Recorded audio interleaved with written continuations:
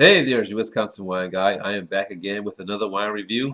And for those of you who are new, these are wines that you can find on the shelves of your everyday liquor store, grocery store, and some wine shops.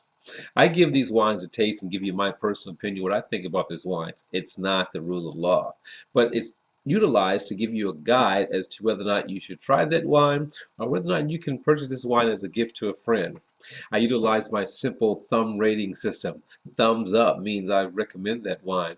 3/4 says that, you know what, I had this wine at a party and I was rocking with it. We were vibing, so I got a few bottles and had it for took it home and shared it with my friends. Or I thought it was a good everyday drinking wine. Halfway, there was something about that wine, and I'll let you know what that is when I taste the wine. If we ever get it halfway, thumbs down, that's always an easy one. You know what? I just wasn't feeling it. We weren't feeling each other. We weren't vibing. So now we're going to do the wines of today.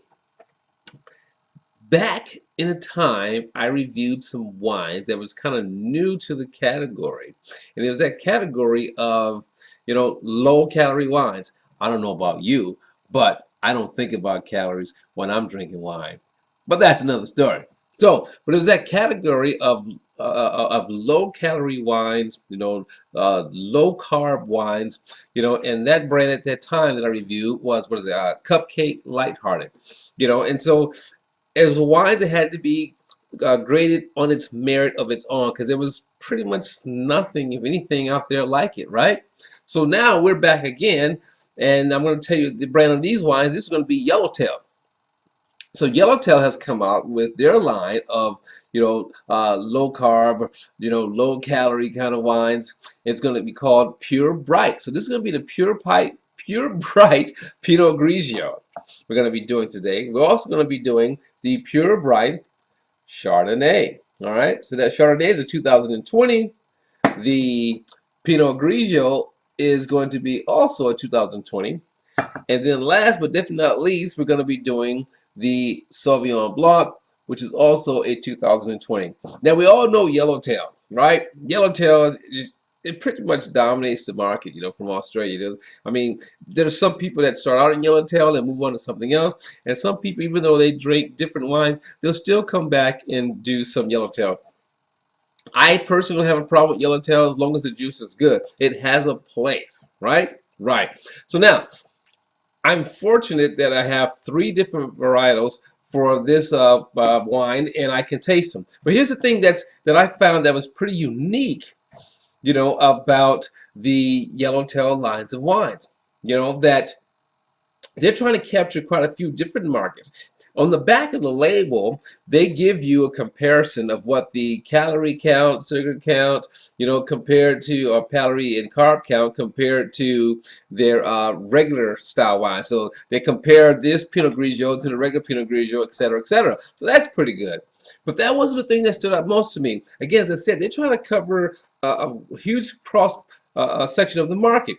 Low alcohol. Well, there's no funny business with making low alcohol. The wine just is fermented with grapes that aren't that ripe, which is going to produce a low alcohol. Depending what the sugar is, and the calculation determines what the approximate alcohol is going to be. So there's no funny business there. Although some people may do some funny business, but for the most part, in a natural sense, there's no funny business there. Something else they do is the sustainably farm. They practice sustainable farming. Where they source their grapes. This is out of Australia now, for those who don't know. But the wines go even further. All 3 are gluten-free. Right? Right. But here's something else. The Pinot Grigio, here's the other market they're coming into. Vegan. The Chardonnay is just gluten-free. The Sauvignon Blanc, vegan. That's another huge market for those out there. Those who are looking for low calorie, those looking for, low carbs, low alcohol, but not necessarily sweet, but just nice, fruity, and clean, and looking for vegan or gluten-free wines. You have it right here. But the proof, as the Wisconsin wine always says, is in the taste. So here we go. Now I got 3 wines. I'm going to pour them off first as usual. Screw caps. Screw caps, again, I always say if the wine is bad, it went into the bottle that way. I don't know if you were able to hear that when I opened it, you know. I mean, these wines are fresh, all right?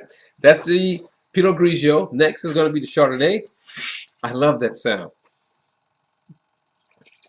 Now, notice I'm not using my Haiti corkers on these. I pretty much don't use Haiti corkers on the screw caps because you got a screw cap, you know, preserving the wine. There's no forcing the cork back inside the bottle, right? And then last but not least is going to be the Sauvignon Blanc. Now, I have a tasting order here in which I have the Pinot Grigio first, the Chardonnay, and then the Sauvignon Blanc. I always do the Sauvignon Blanc last because Sauvignon Blanc has such a unique and dominating character that it just kill everything else. You know, and maybe do the same here. We're going to find out. It is a lighter wine, right? So you would think maybe the flavor is going to be light. You know, we'll find out. But I'm going to go with this, you know, stick to how I normally do things. So let's look at the color. Here's the Pinot Grigio, all right? You know, Pinot Grigio has, you know, kind of almost clear, you know, with just subtle yellow tints, but almost clear. The Chardonnay, you know, has a golden color to it. And the Sauvignon Blanc, again, has like, you know, yellow, greenish tints to it on the Sauvignon Blanc. So there you have it on the color. Now, the alcohol, that's something else too. Low alcohol, I said that. So alcohol on the Pinot Grigio is 8.5. Alcohol on the Chardonnay is going to be 9.6. Alcohol on the Sauvignon Blanc is going to be 8.5. Low alcohol. They also do reds as well with this, but this is what I have. This is what was at the store. So let's give it a nose on each of these. This is the Pinot Grigio. Now, when I'm tasting this, when I'm smelling and tasting, I'm smelling and tasting as it relates to Pinot Grigio as a whole, right? You know, I'm looking for, you know, subtle citrus stuff. I'm looking for subtle apple notes, you know, maybe pear when I'm smelling this. And I'm also comparing it to the Yellowtail's Pinot Grigio. I think I did a review on that too. And I'll search it out and I'll attach a link to that so you can see what I said about the original Pinot Grigio. Definitely apple, citrus in the background. That's what we have in your nose. And subtle floral notes here. Floral notes. All right. Now, for the Chardonnay. Wow. The Chardonnay comes through with, for me, pear. Pear and like a cream on the nose. Ooh. Almost like a caramel. Wow, that's interesting. You know, this is like a cream pie. Wow, that's interesting, right? I mean, you never know what you're going to smell. Sauvignon Blanc, again, it's funny. The Sauvignon Blanc, you know, is not too far-fetched from what the Chardonnay smelled like. But you get subtle grassy notes, but almost like coconut. That's weird. Wow. But there's a grapefruit. That's weird. And it could be just reactive because I came off of here. But once I smelled more and more, it began to come into its own. I mean, this is so aromatic here. That's wow. Interesting. Very interesting. I never smelled a Chardonnay like that before. That's very interesting. But as you inhale more of this, you move away from what's happening in that Chardonnay glass. I'm almost thinking I probably should do this one before the Chardonnay. And I think I'm going to switch the order because I'm afraid that the taste is gonna affect the Sauvignon Blancs. We're going to find out. Let's make sure I'm still in view here. So now, in fact, of the three, the Pinot Grigio, in my opinion, had the cleanest fruit smell to it. Okay? That's between the three.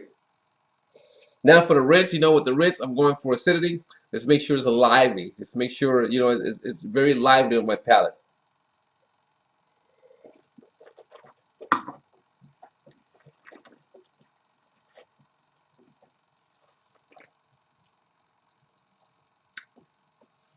Well, not bad. I mean, it's light, like it said, but acidity.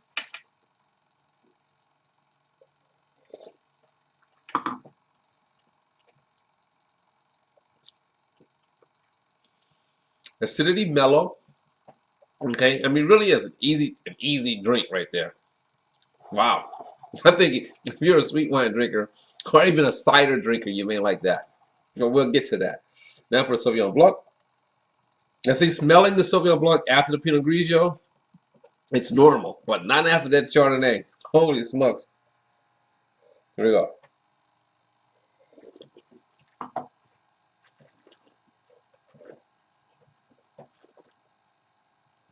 Ooh, that taste is grapefruity. It's almost like, I don't know if you ever had like a red grapefruit, or when you bite into it, you get that just burst of sweet fruit there. That's what you get here. But then it comes through with the tartness and tanginess of the grapefruit. Oh, nice.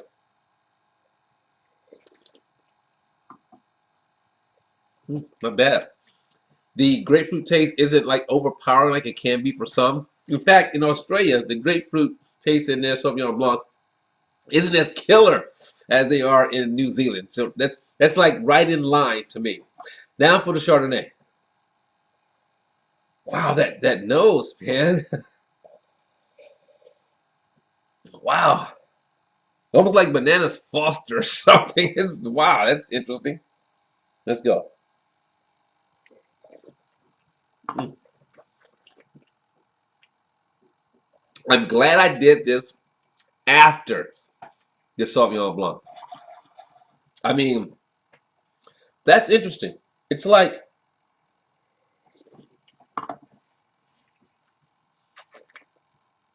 it definitely has flavor to it, no doubt. But it's almost like a caramelization type of flavor to it. Wow, that's interesting. Oh, I was tasting for acidity. Sorry.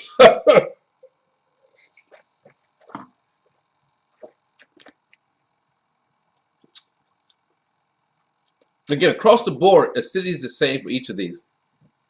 You know, not too heavy, not too low, but just like neutral. Okay, man, that's interesting.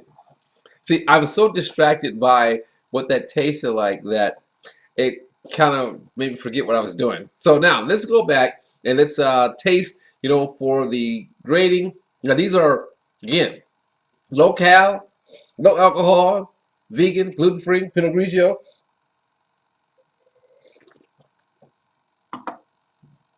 Now, Pinot Grigio to me, this one here. Now, I like this one better than I like the regular Pinot Grigio. The regular Pinot Grigio, I thought, you know, it was good, it was tasty, but it had a little sweetness to it. And I think I said at that time, sweet wine drinkers would probably enjoy that. This here, you know, has a nice fruity contour, you know, nice apple, finishing off with, you know, a little lemon taste to it. You know, but it doesn't have, it's more fruity than have a little sweetness to it to me.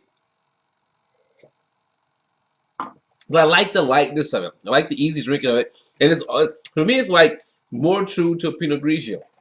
Okay, that's not too bad. For the Sauvignon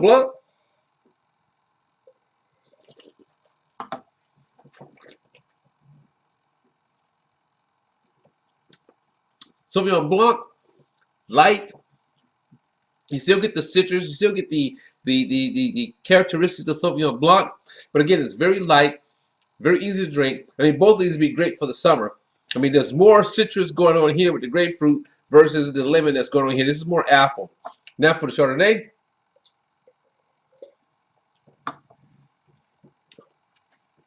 There's just something about that taste that I'm just not feeling. I mean, it's like confusing to me. So let's get at it. The Pinot Grigio. I mean, I like it. It's a Pinot Grigio to me. Easy, fun, pleasant. I'm going to give that a thumbs up for what it is. A light Pinot Grigio. Easy, simple to drink. I think it'd be a good, enjoyable, everyday drinking wine. Thumbs up for that one.